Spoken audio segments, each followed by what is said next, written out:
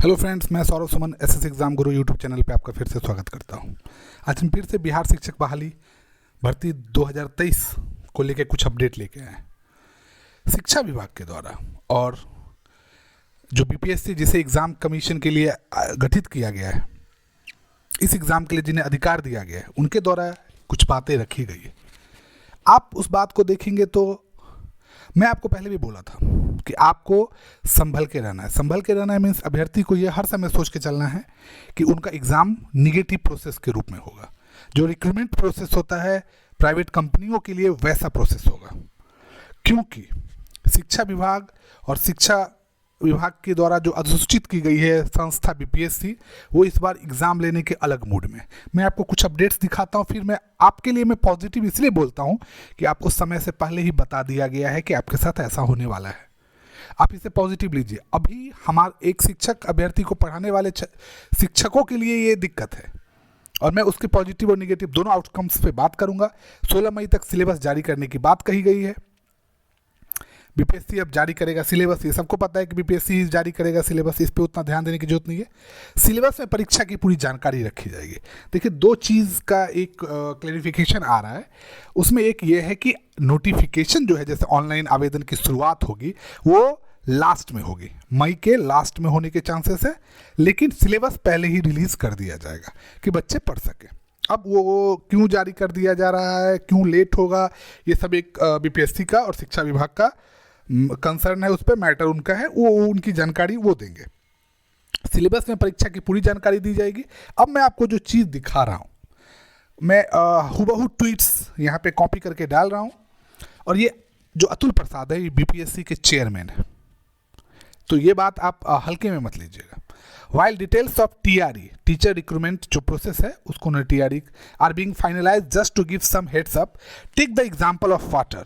As water flow from high to low level, so does knowledge. Teachers' standards must therefore be higher than that their pupils.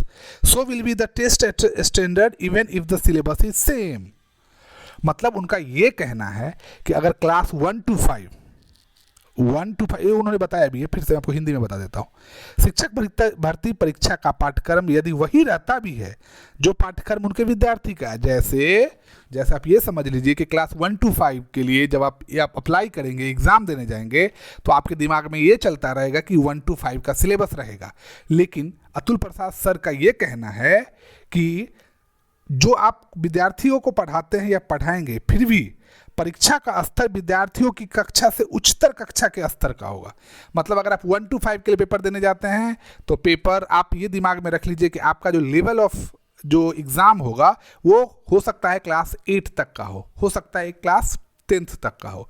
और अगर 9 to 11 के लिए आप exam देने जा रहे हैं या 11-12 के लिए एग्ज़ाम देने जा रहे हैं, तो ग्रेजुएशन लेवल का पेपर का लेवल होगा। मतलब उनका ये कहना है, आप समझ लीजिए कि जो बच्चे जैसा बच्चे का स्टैंडर्ड रहेगा, क्या टीचर का भी स्टैंडर्ड वैसा ही रहेगा। लेकिन वो मुझे लगता है, मैं इसके पॉजिटिव और नेगेटिव दोनों पॉइंट से बाद में बात करूंगा, पहले मैं आपको इसकी जानकारी दे देता हूँ। ये उनके लिखा हुआ ट्वीट से 11 मई 2023 को 9:45 बजे के आसपास में। फिर उन्होंने लिखा है, those asking to release the syllabus are advised to go through this once again. उन्होंने ये बात बताई है कि आपको मैंने जो पहले बताया है, जो पहला ट्वीट आपने देखा कि आपको कैसे पढ़ना है, मतलब आपका 1 to 5 का अगर लेवल है, एग्ज़ाम देने जाना है, तो आपको 10 तक का पढ़ना है, मतलब हायर स्टैंडर्ड तक का पढ़ना है उससे। तो उसी के लिए उन्होंने बोला है कि आप जो सिलेबस के लिए बोल रहे हैं, वो पहले आप ये बात देख लीजिए। प्रश्नों के ऑप्शंस कठिन होंगे, ठीक है। ऑप्शंस जो इजी ऑप्शंस रहता है, जिसमें से आपको देखिए एग्जाम्स देने का तरीका, एग्जाम में शॉर्टकट्स से एग्जाम पास करने का तरीका, बहुत सारे तरीके। शॉर्टकट्स मतलब कोई निगेटिव वे नहीं है, जैसे कि आपको ट्रिक्स जैसे होते हैं एग्जाम से हम लोग जैसे ट्रिक्स पढ़ाते हैं, वो उसके थ्रू भी आप पेपर सॉल्व कर सकते हैं। लेकिन वो ट्रिक्स काम नहीं करते हैं अगर ऑप्शंस बहुत टफ दे दिए जाते हैं। तो तुक्का लगाने पर हो सकता है नुकसान। अब ये जो पॉइंट है, तुक्का लगाने पर हो सकता है नुकसान, मैं इससे दो मत रखता हूं। और ये अतुल प्रसाद सर का ही स्टेटमेंट्स है। सरल भाषा में इसका तात्पर्य यह है, वो जो 9:39 का जो आपने देखा था, उसके बाद का ये ट्वीट्स है कि तुक्केबाजी पर अंकुश लगाया जाएगा। मतलब कोई भी आदमी, कोई भी बीपीएससी के चेयरमैन या कोई भी टीचर ये बात कैसे कर सकता है कि जो अभी तक बच्चे आए हैं, जो पास हुए हैं किसी भी एग्जाम्स में, क्या वो तुक्केबाजी करते रहे? क्या बीपीएससी इससे पहले से एग्जाम्स में जो भी एग्जाम्स लेती रही, क्या वो तुक्केबाजी कर रही है? क्या तुक्केबाजी करके जो पास हुए हैं आज तक वो तुक्केबाजी करके पास हुए? ये स्टैंडर्ड कम्युनिकेशन का एक बीपीएससी के चेयरमैन का नहीं होना चाहिए। देखिए, एक टीचर जब अपने स्टूडेंट्स को ये बात बोलता है कि तुक्का नहीं लगाना है, कॉन्सेप्ट से देना है, तो एक टीचर और स्टूडेंट का जो कम्युनिकेशन वो एक अलग होता है। पर एग्जाम लेने वाली संस्था के हेड का अगर ये कम्युनिकेशन वे रहेगा, वे ऑफ टॉकिंग रहेगा कि आप तुक्केबाजी पर अंकुश लगाया जाएगा, मतलब एग्जाम टफ करके, ऑप्शंस टफ करके आप क्या सोचते हैं कि क्या टीचर्स अभ्यर्थी के साथ आप बात कर रहे हैं? आप किसके साथ डील कर रहे हैं? आप एक साधारण बच्चे जो क्लास 5, क्लास 10, 11, 12 या मेरे किसी कंपटीशन में पढ़ने वाले बच्चे और एक शिक्षक अभ्यर्थी में बहुत अंतर है। मोरलिटी में ही आप चले जाइए, पढ़ाई लिखाई से अलग कर दीजिए, बहुत अंतर है। आप जिसके साथ डील कर रहे हैं उन्होंने ही किसी को आईएएस और आईपीएस बनाया है, ये उनका स्टैंडर्ड है। आप इस स्टैंडर्ड को कैसे भूल सकते हैं? आज मैं या जो भी आदमी जिस भी किसी पद पे, वो पद इसीलिए उसे मिला है क्योंकि उसके शिक्षक ने उसके साथ अच्छे से पढ़ाई में गाइडेंस में किया है। देखिए, पढ़ाई तो बच्चा ही करता है, चाहे वो शिक्षक अभ्यर्थी हो या कोई आयोग का भी अध्यक्ष बना हुआ हो जिन्होंने आईएएस आईपीएस निकाला हो, आईआरएस निकाला हो। लेकिन ये स्टेटमेंट्स मुझे नहीं लगता है कि किसी बीपीएससी के चेयरमैन का होना चाहिए, क्योंकि ये मोरलिटी डाउन करता है। इससे पहले पास वाले होने वाले बच्चों पे क्वेश्चन मार्क लगाता है कि वो तुक्केबाजी करके पास कर गए। अब आपको लगता होगा कि नहीं, उन्होंने पहले से ये इंडिकेट किया है। मैं ये बात को बहुत अच्छे से मानता हूं। मैं अगर आपके क्लास में आया, बोला अब कोई चोरी नहीं करेगा, इसका मीनिंग यही निकलता है कि इससे पहले कोई चोरी करता था या तो आप इससे पहले चोरी करते थे। तो इस दोनों चीज में तात्पर्य यही निकलता है। अब मैं आपको जिस चीज के लिए आप 1 to 5 के पॉइंट्स पे मैं बोल रहा था, क्लास 1 to 5 पे हायर स्टैंडर्ड पे, देखिए एग्जाम्स लेने के लिए ना स्टैंडर्ड्स तय किए जाते हैं। जैसे आप बैंक्स या किसी भी जगह का कॉम्पिटिटिव एग्जाम्स का फॉर्म भरते हैं तो वहाँ पे लिखा रहता है कि जैसे रीजनिंग है, मैथ है, बेसिक मैथ है, एलिमेंट्री मैथ है, ये क्लास 8 स्टैंडर्ड तक के पूछे जाएंगे। तो आप कभी भी कोई बुक्स निकाल लीजिए क्लास 8 के एनसीईआरटी का या कोई भी जिस भी बुक को आप यूज़ करते हैं, और आप कोई भी पेपर निकाल लीजिए, बैंक, पीओ या जो भी पेपर है, क्या दोनों का क्वेश्चन सेम आता है? क्वेश्चन सेम नहीं आता है। देखिए, एग्जाम्स में जो स्टैंडर्ड्स तय किए जाते हैं वो उसके कॉन्सेप्ट से तय किए जाते हैं। जैसे कि आप जिस भी क्लास में डिवीजन पढ़ रहे हैं तो डिवीजन को एक कॉन्सेप्ट मान के चला जाता है कि डिवीजन के बेस पे हम सवाल पूछेंगे। तो अगर डिवीजन मान लेते हैं कि क्लास 8 तक में पढ़ाई हो रहा है, क्लास 8 में डिवीजन पढ़ाई स्टार्ट हो चुका है, और मैंने बोला कि डिवीजन के हिसाब से, मतलब मैंने आपको बोल दिया कि क्लास 8 के हिसाब से पेपर्स आएंगे, तो मैं डिवीजन का सिंपल ये क्वेश्चन नहीं डाल दूंगा ना कि 25 डिवाइड बाय 5 क्या होगा। मैं इसके दूसरे टाइप्स ऑफ क्वेश्चंस डालूंगा, लेकिन मेरा बेसिक क्या है, डिवीजन है। और आपको भी पता है कि डिवीजन मतलब मेरे कॉन्सेप्ट सिलेबस में आ गया है कि डिवीजन है, क्लास 8 का स्टैंडर्ड है, तो क्लास 8 का क्वेश्चन आएगा। तो आप बार बार इंडिकेट करके, आप अगर ये सोच रहे हैं कि हम टीचर्स अभ्यर्थी को बता रहे हैं, इंडिकेट कर, देखिए मैं as a student, as a teacher अभ्यर्थी, अगर आप मुझे टीचर अभ्यर्थी सोच के, आप अपने आप को टीचर अभ्यर्थी सोच के आप अगर चल रहे हैं, तो आपका ये आंख नाक कान खुलने वाली बात है। लेकिन एज ए टीचर मेरे लिए ये डिसअपॉइंटिंग मैटर रहेगा कि आप मुझे ये बोलते हैं, मेरे बच्चों के लिए ये बोलते हैं कि वो तुक्केबाजी करते हैं, या उनको आप तुक्केबाजी नहीं करने देंगे, उनके लिए हम हाई स्टैंडर्ड का एग्जाम्स देंगे और आप एग्जाम्पल्स देते हैं। तो अगर बिहार पब्लिक सर्विस कमीशन जो एग्जाम्स लेती है, एसडीओ या जो भी है बिहार में जितने भी पद पे बहाली होती है उनके लिए, तो क्या उनके लिए जो एग्जाम्स हुए होंगे वो अलग स्टैंडर्ड्स के हुए होंगे? क्या उनका एग्जाम का लेवल हाई होगा क्योंकि वो हाई अपने से, मतलब बिहार लेवल के लोगों को एग्जाम्स में बैठा रहा है? तो क्या वो उनके लिए अलग से एग्जाम हुआ होगा? नहीं भाई, वो प्रमोट होके आए हैं, वो यूपीएससी क्वालिफाइड होंगे पर वो प्रमोट होके आए ना, ऐसा कोई एग्जाम स्टैंडर्ड तो नहीं बना। तो बहुत ही मतलब मतलब मुझे लगता है लो लेवल की बातचीत हो रही थी ये ट्विटर पे। बहुत अच्छी बात है कि आप बच्चों को इंडिकेट करवा रहे हैं, लेकिन मनोबल मत तोड़िए, मेरा ये कहना है। मनोबल आप अगर तोड़ते हैं आप उनके मेरिट पे शक करते हैं। एक टीचर अभ्यर्थी, आप देखिए, मैं किसी प्रोफेशन पे नहीं जाता, पर बाकी प्रोफेशन और टीचिंग प्रोफेशन में बहुत अंतर है। आप वहां पे अगर मनोबल तोड़ते हैं, उनको तुक्केबाजी नहीं होगा। क्यों? तुक्केबाजी होता था क्या?